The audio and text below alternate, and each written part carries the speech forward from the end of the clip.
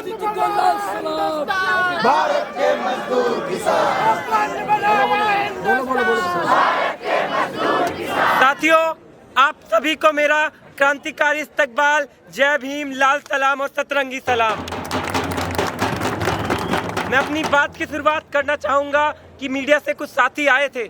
उन्होंने पूछा था कि आप लाल सलाम का नारा क्यों लगाते हैं, आप जाति, उन्होंने ये शब्द यूज़ किया कि आप जाति समर्थक जय भीम का नारा क्यों लगाते हैं, और उन्होंने ये पूछा कि आप फिलिस्तीन का जो झंडा है वो क्यों फहरा रहे हैं।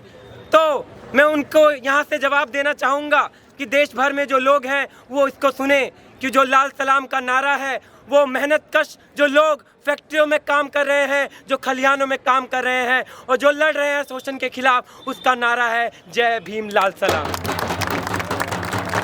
जय भीम नारा है उन ब्राह्मणवादी मनुवादी सोच के लोग जो दलितों को समान नहीं समझते, जो मुस्लिमों को समान नहीं समझते, जो पिछड़ों को समान नहीं समझते। जय भीम हथियार है इन ब्राह्मणवादियों के खिलाफ लड़ाई का। तो मैं सभी को जय भीम लाल सलाम पेश करता हूँ।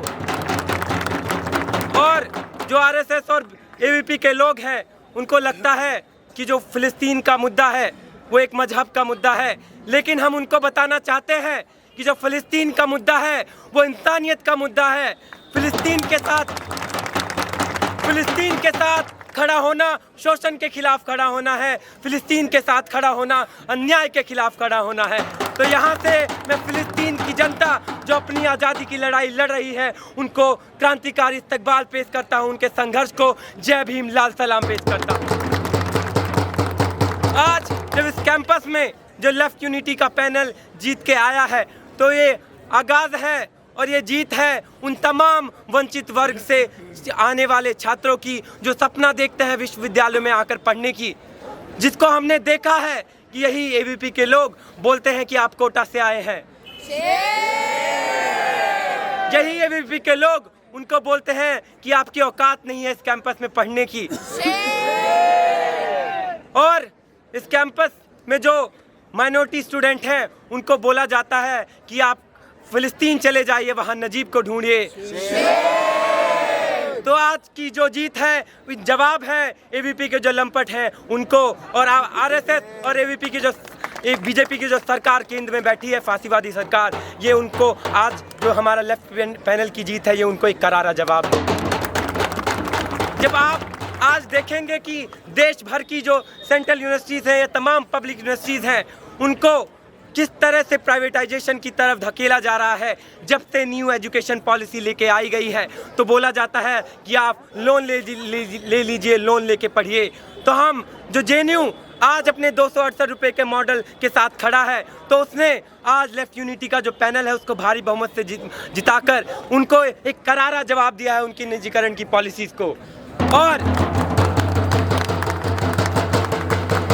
और हम उनको बोलना चाहते हैं कि आप चाहे तमाम पब्लिक यूनिवर्सिटीज़ में यूनियन को ख़त्म कर दें, लेकिन जो जेएनयू का छात्र है वो हमेशा से लड़ा है आपके खिलाफ, उसने संघर्ष किया है अपने यूनियन को बचाने की, क्योंकि वो जानता है कि इस कैंपस में यूनियन की क्या कीमत है।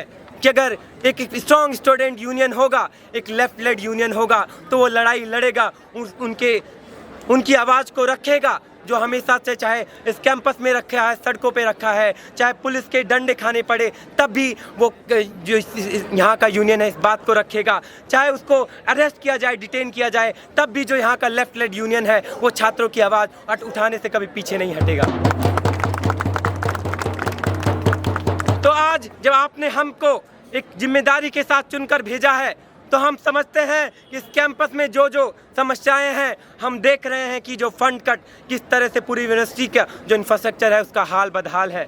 हम देख रहे हैं कि लाइब्रेरी में जब हम सीट की डिमांड करते हैं तो हमारे ऊपर सर्विलेंस थोप दिया जाता है। जब हम डिमांड करते हैं कि हमारे जो वाटर कूलर्स होने चाहिए, हमारे रीडिंग रूम होने चाहिए, तो ये वीसी बोलती है कि आप कितना फीस पे करते हैं। तो हम उनको बताना चाहते हैं कि ये जेएनयू है जो विश्वास करता है पब्लिक एजुकेशन में, जो मानता है कि शिक्षा सभी का अधिकार है और शिक्षा फ्री होनी चाहिए।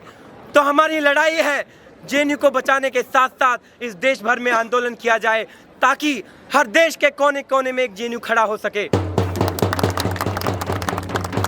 और वो जवाब होगा इन तमाम ब्राह्मणवादी पितृसत्तात्मक जो लोग हैं, जो स्कूल और कॉलेजेस बंद कर रहे हैं, चाहे उत्तर प्रदेश में हो या मध्य प्रदेश में हो या हरियाणा में किस तरह से स्कूलों को प्राइवेटाइजेशन किया जा रहा है। तो जेएनयू आज जब लेफ्ट पैनल को जिता के भेजा है तो ये उन सभी प्राइवेटाइजेशन की कोशिशों को एक करारा जवाब है। तो साथियों, हमने देखा कि आज जब हम अपने संघर्ष कर रहे हैं सड़कों पर, तो किस तरह से एक जो यहाँ का दिल्ली पुलिस है वो छात्रों पे कुछ समय पहले किस तरह से उसने बर्बरता दिखाई। हमें याद है कि जामिया में किस तरह से छात्रों पर लाठीचार्ज किया गया लाइब्रेरी में घुसकर, और जब वो छात्र सड़कों पर अपनी आवाज़ उठाते हैं सीए एनआरसी के खिलाफ तो उनको जेलों में डाल दिया जाता है। तमाम साथी जो आज जेलों में बंद हैं, मैं यहाँ से इस मंच से खड़े होकर उन तमाम साथियों की रिहाई की मांग करता हूँ। और हम आपको ये विश्वास दिलाते हैं कि आने वाले समय में चाहे वो साइंस स्कूल की समस्याएं हो कि वहाँ लेबोरेटरीज नहीं है, या स्कूल ऑफ इंजीनियरिंग की समस्या हो कि वहाँ इंफ्रास्ट्रक्चर और वहाँ एमसीएम नहीं है, फेलोशिप नहीं है, तो या तमाम स्कूलों में जहां आप देखेंगे रीडिंग रूम नहीं है या बेसिक इंफ्रास्ट्रक्चर नहीं है, तो हम आपको विश्वास दिलाते हैं कि ये हमारा यूनियन उन तमाम समस्याओं को लेकर एक मजबूती से एडमिन और जो फांसीवादी सरकार है उसके खिलाफ एक लड़ाई लड़ेगा। और आपकी जो आकांक्षाएं हैं हम उसको पूरी शिद्दत के साथ पूरा करने की कोशिश करेंगे। और उनको अंत में यही कहना चाहूँगा कि आज जब हम जेएनयू में जीते हैं तो केवल जेएनयू की जीत नहीं है, इन तमाम मेहनतकशों की जीत है। जब हम बोलते हैं कि जब मेहनतकश इस दुनिया से जब अपना हिस्सा मांगेंगे तो हम कहते हैं कि एक देश नहीं, एक खेत नहीं, हम सारी दुनिया मांगेंगे। तो इसी के साथ मैं अपनी बात ख़त्म करता हूँ। इंकलाब जिंदाबाद।